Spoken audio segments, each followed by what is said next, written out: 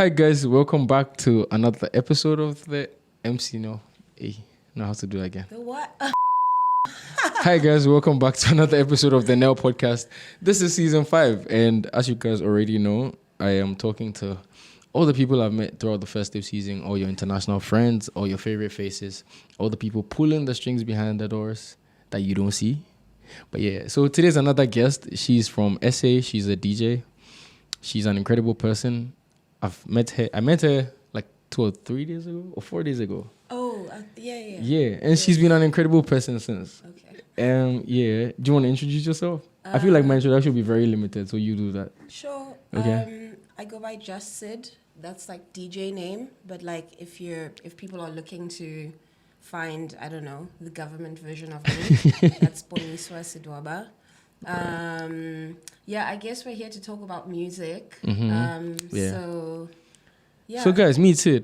But yeah, let's start off this way. How did you get into DJing? Okay. I remember it quite vividly actually. So I have a friend. He owns a gallery and they used to host parties in Johannesburg. There's a spot in Johannesburg called Kitchener's. Okay. So they were hosting a party there, and I think I was like one of the last people that were like left. And then for some reason I just said, "Hey, can I play?" So like jokingly. Yeah. Okay. So it was like his USB, and then I just like went onto the decks to be like, okay, I'll just play the next song. And then he just left me there and he said, when you need to add or cue the next song, do this or whatever. And yeah, that's literally how it started. And then I moved to South Korea. I lived in South Korea for 10 months. Okay. And then during that time, I kind of started like making music. Oh. And then I moved to Beijing after that. And then in Beijing, I actually scored like my first official gig. With like name on poster. So that was like 2017. Right. Yeah. That's nice. You've been doing this for a while, like a little minute. Is it a while? It's not that short though, because when you were getting your first gig, I was also just getting started as a DJ. Okay. I also got in 2017, and yeah, I've been doing it ever since. But yeah, let's just like unpack the journey. So right now we figured out how you did it in SA. How was South Korea like? Because it was definitely like a different market. So South Korea wasn't DJing. South Korea is when I was like making music. Right. I lived in like a really small town in the south. It's a town called Daedok Up. Okay. I also had a lot of time in my hands at the time. I was doing like some kind of, I wouldn't say it's a scholarship program, but it's definitely targeted at like people that maybe like leave school and don't know what they want to do, and it's like a cultural exchange kind of project. Program, okay. But the purpose is you teach English, and then they basically like just take you all around South Korea and you visit like different places. Really nice. Yeah. So I had a lot of time in my hands, and also the place where I was living was kind of rural. So that's when I started making music, and actually during that time I recorded and released my first track with a producer called Kumza. Okay. So the track's name is Nothing Changes. You can find it on streaming platforms. It's there. So that was the first thing. And then when I moved to Beijing, that's when I started like DJing. I bought my first like turntables, like controller. toy looking like controller, because I was like using virtual DJ and I was like, this is not working for me. Yeah. And then I got like my first toy controller, and then I was like, I need to make the transition to like CDJs, and then I was like found a studio just so I could practice in the studio and familiarize myself with CDJs until I was able to get like a bigger controller that looks a little bit more like a CDJ. So that's what I use now when I record my mixes and stuff. So that's cool. Yeah, didn't DJ in South Korea, DJed but in China. Beijing. Yeah, Beijing. And how was that? It was great. To be honest, sometimes I felt a little bit guilty because I felt like the sell was more like the fact that I was foreign and the fact that I was like African before like the fact that I'm a good DJ. Right. Right. So it was the kind of market where they were interested in your blackness before your craft. Yeah, because definitely like there is a huge interest in like black culture. Like basketball is big, hip hop is huge. Big, yeah. So there is a little bit of that, but also I think just in general, like being an outsider. Yeah. But it's also in specific circles. So Right. it's in specific circles where you meet people and they're really like curious and interested To know. to know, you know, about where you come from, etc. Because the access to media is not as accessible in China. So yeah. But then I used that as an opportunity to become better. And like Right. I took it seriously. I was like, because I would have conversations with myself about like, I can't take it for granted that I'm getting all these opportunities. Like I can't just, you know, be like, Yeah. whatever. Yeah, So yeah. And I also saw that you landed like a radio residency on that side. How did that come about? Was that like when you were playing in like one of the sports and they're like, who's this girl? Let's get her on. So so I did the DJing thing, but like at the same time I was also like heavily focused on promoting and like hosting my own parties. So you were like a promoter as well? Yeah, I was a Okay. promoter. I brought some people over from Seoul. So a friend of mine has a label called Shade Soul. Okay. So I brought them over. We did 2 tours, like multi-city tours. They were all like successful and sold out. I brought Incredible. Tiger Paw. She's a US-based DJ. She just had a recent cover on DJ Mag. Yeah. So her genre, if you were to kind of like summarize what she plays, is like techno. Okay. So I brought her. Who else did I bring? Yeah, I think those were maybe like the 2 main things, and Major then ones. obviously like host parties with like people that were based In there. in China. And the big thing about it as well was that I also wanted to have the platform for dialogue. So I wanted the party, but I also wanted the conversations about the music or Exactly. the people Okay. that come to the parties. And so through that way, I just like started meeting people and started like talking to different people. And so with Bai Hui actually came at the end of my journey in China. In China. Actually came at the end. So that's like a mutual friend as well. Her name is Slow Cook. That's her DJ name. She's based in China as well. So yeah, that's her initiative. Right. Yeah. That's cool. And it's nice to see that even though you were like an international person, you were received that well and you were still given as many opportunities as they would give to like any other DJ in their circles. So Exactly. Yeah. that's also nice to hear. But then I want to do 2 things. Tell me like your favorite moment since you started and your favorite moments since you started.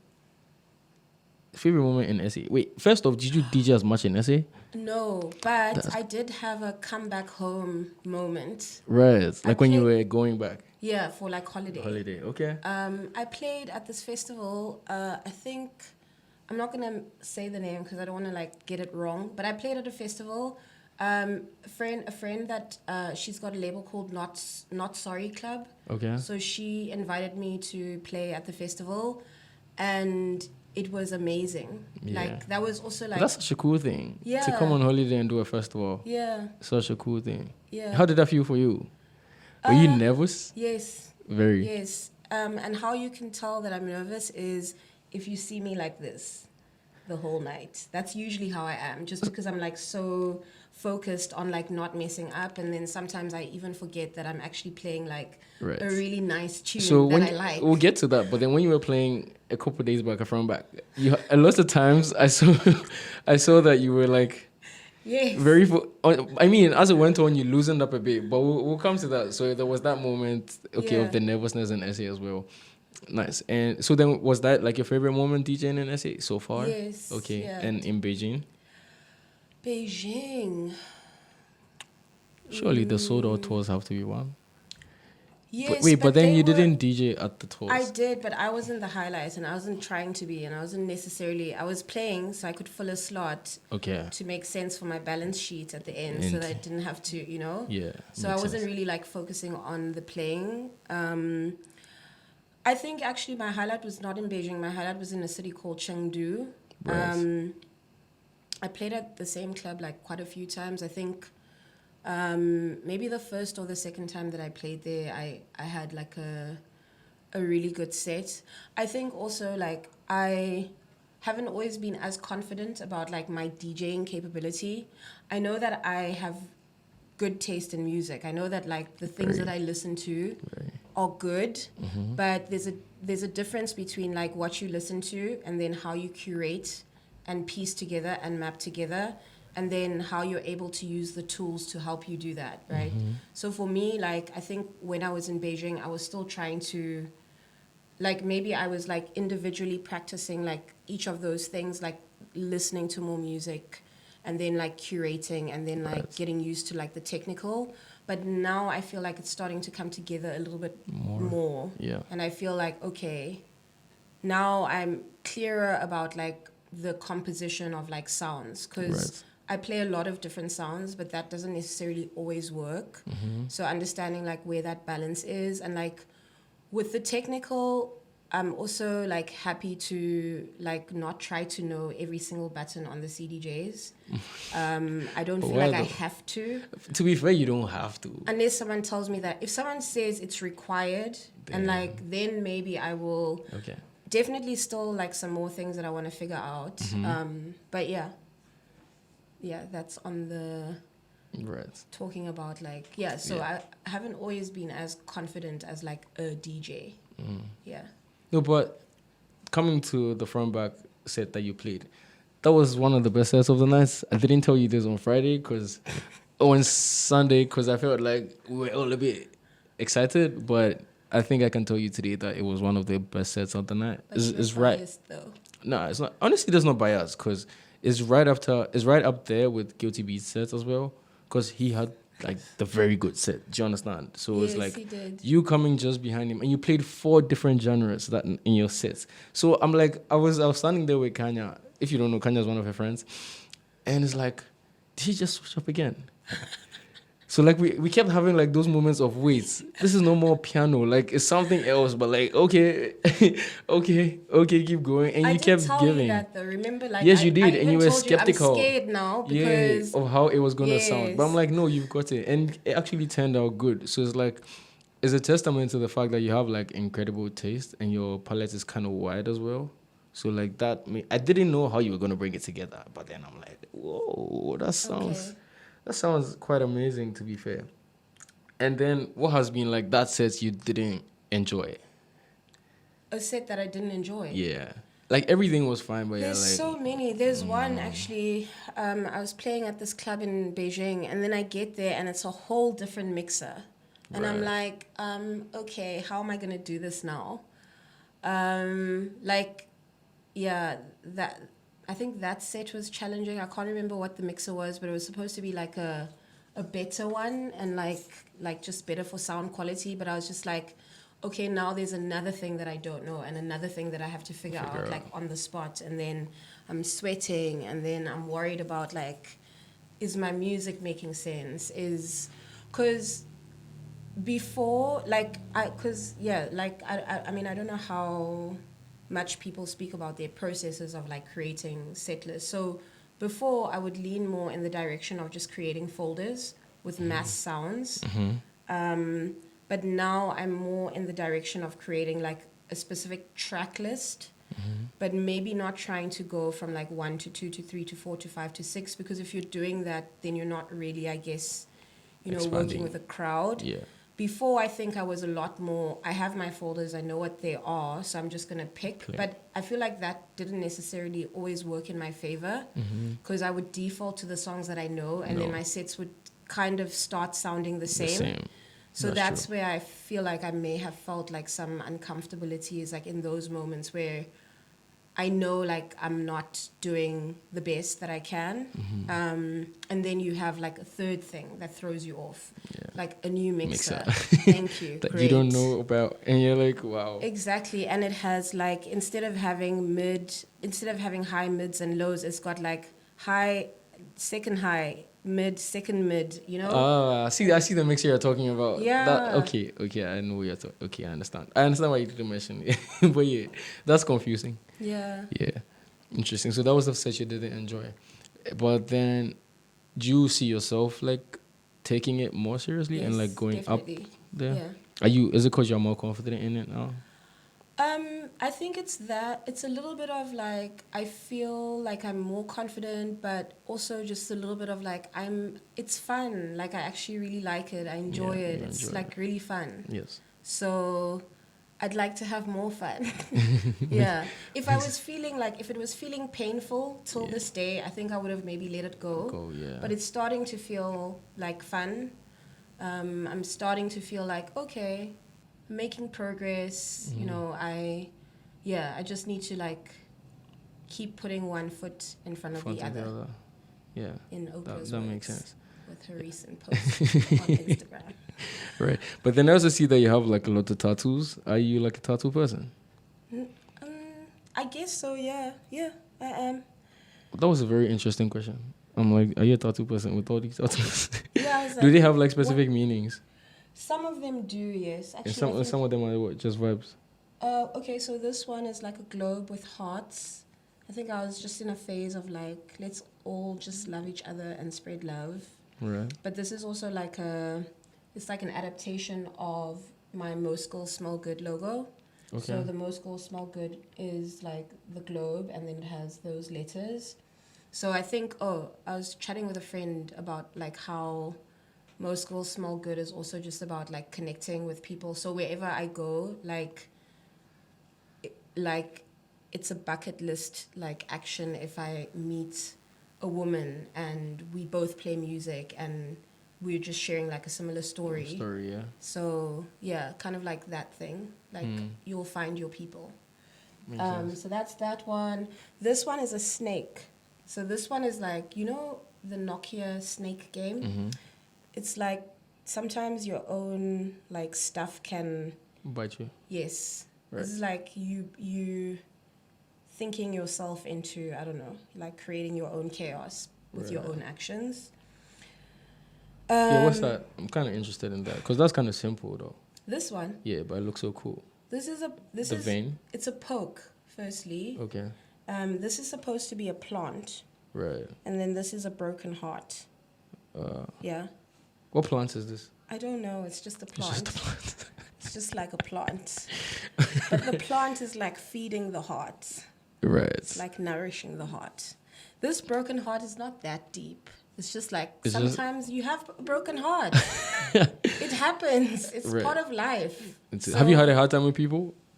People? Yeah, that break your heart. In that sense. I think I've had a hard time with like me having my expectations not met or being disappointed. Right. Yeah. Yeah. Interesting. Yeah. But I think that happens normally though, no? To most people. I mean, I don't expect much from people, so so that puts me in like a corner where I don't need to expect anything from anybody.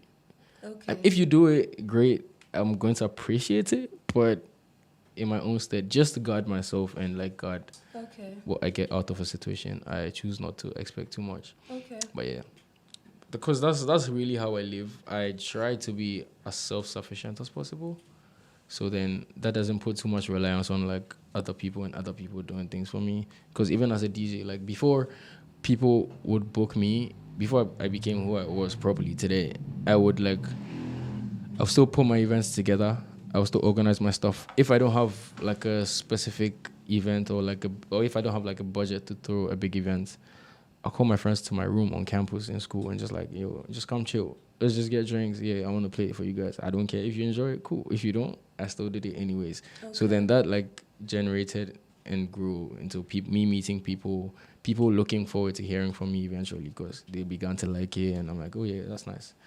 Now let's get like venues. Let's do stuff. Yeah, so it's like, that's how it developed for me. It was fun though. It was tedious sometimes, but yeah, I still wouldn't trade it for anything. So yeah, it was an interesting thing. But then one thing I also noticed when you played was that you were very interested in the female sets that played, and you connected with a number of them. Is that back to your globe idea? Yeah, I mean, it's also just like if you see someone that looks like you doing the same thing you're doing, that definitely means that person is going to be able to share something with you that's going to like either help you make sense of like something that you don't know or whatever. So definitely like that's definitely like always a thing, like, you know, meeting other black females or even like women who are dope, who are fun, who are nice, who are doing like cool stuff. It's obviously like a plus to have that. That's nice. Yeah. And I'm hoping, first of all, I'm hoping to see like more female DJs, because earlier in this year I met Maxwell at an event and I'm like, bro, the women, they're the next big thing. Like the women are coming. He's like, yeah, it's true. Because you see these little pockets in these little events, like it was like when in April, so like 8 months down the line, we see events and we have female headliners as DJs. Like you see, like there's a main female DJ on. Although there are other men, yeah, that's cool. But it's like, yeah, the women are also like making a case for themselves. So it's like, that's also interesting to see. So what would you say, or what advice would you give like any woman or lady who's interested in like picking up DJing? Because you know the women always have it the hardest starting. Because either so there's two sides to it. Either they don't get people to teach them or mentor them, so then they have to do it by themselves, or the people they approach eventually get interested in them somehow, and that fucks up the whole thing. Because why are you interested in me? You're supposed to be teaching me, not pressing me. Yes, like that. Okay. I mean, actually, like as you were speaking, you were saying like it's a little bit harder for women. I don't think there was obviously like the rhetoric, right? The rhetoric of like, you know, women DJs, female DJs, etc., which I get and understand. But I also feel like if you think about that too much, it's almost gonna like trap you, and then you know, like something might happen for any other reason, and then you'll maybe attribute that to, you know, being a woman. So for me, actually, I would just pretend I'm a man. Actually, like that's what I'm also trying to do in 2023. Right. I'm trying to channel male energy because like we're both literally. So I'm just gonna be like, I'm here. If I mess that transition up, oh well, you're still here. That's literally like sometimes you have to do that. Yeah. Like because no one's gonna do that for you. Yeah. So sometimes you have to do that for yourself, even if you're pretending, until it actually becomes like, you know, norm. Yeah. So I would just say, if you want to DJ, do it. Like go online, Google stuff. I didn't have a mentor. I just I literally watched YouTube videos and I used my little toy controller. Like that's how I did it. I didn't have a mentor. I had friends who DJed and I would ask them questions here and there. But yeah, like just do it. Do it. Like go on to YouTube, Google, read as much as you can, find like women DJs that you like, read up about their journeys, listen to this episode of this podcast. Yes. Like go to parties with female like DJs or women DJs on the lineup, chat to them, you know. Yeah. That's what is your favorite genre to play the most?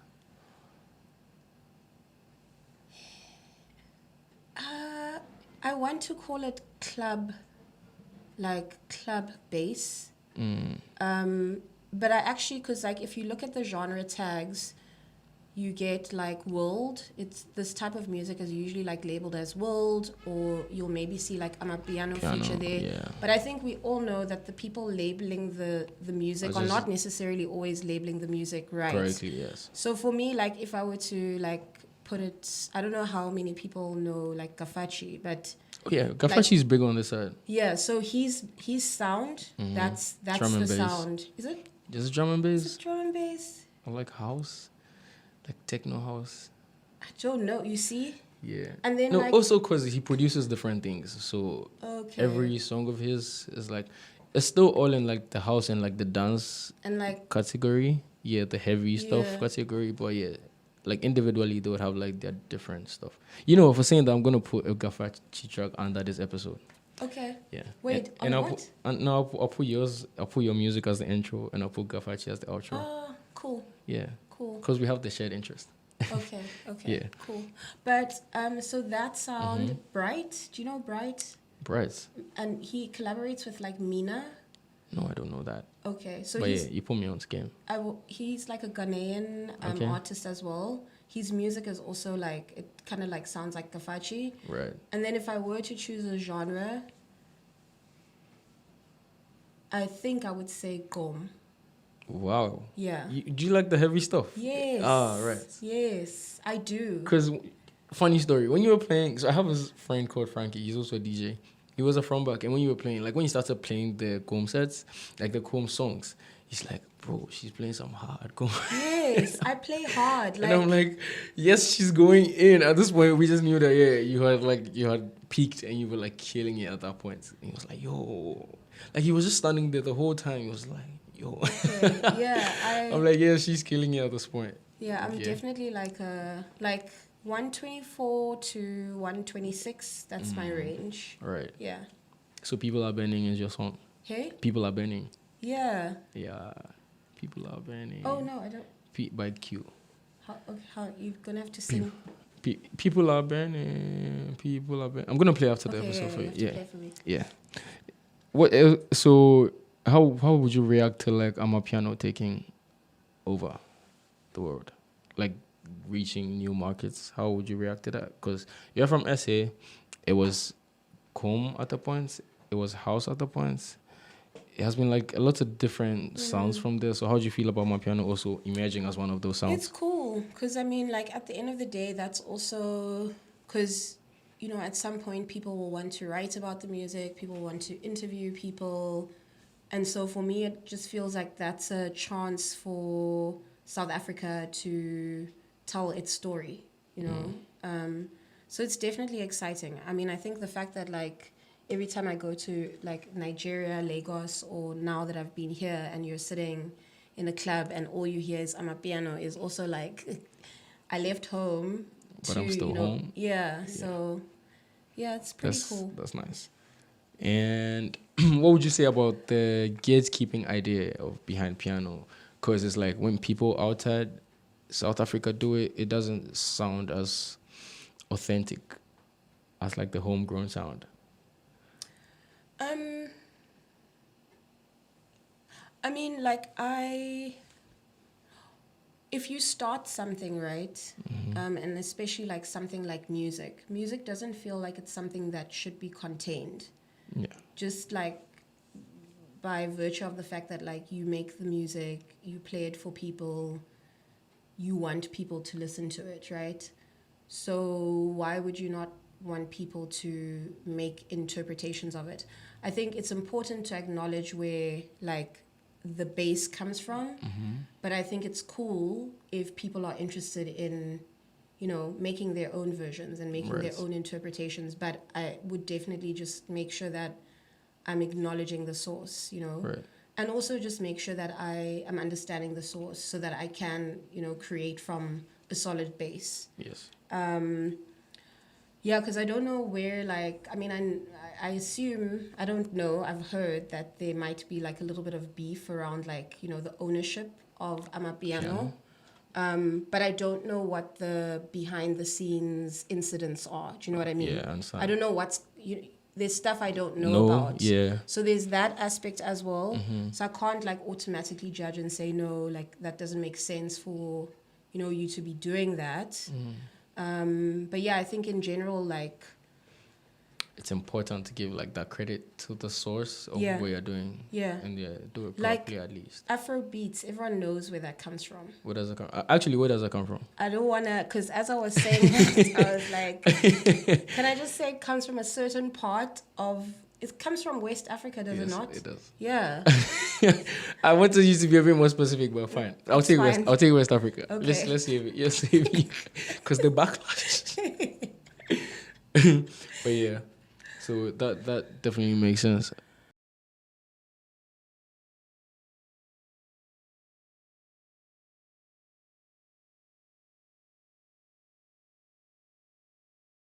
Oh, that's a while. Yeah, because I'm on a Okay. break. The podcast is on a break. The network is on a break. Oh, okay. So they're like, relax.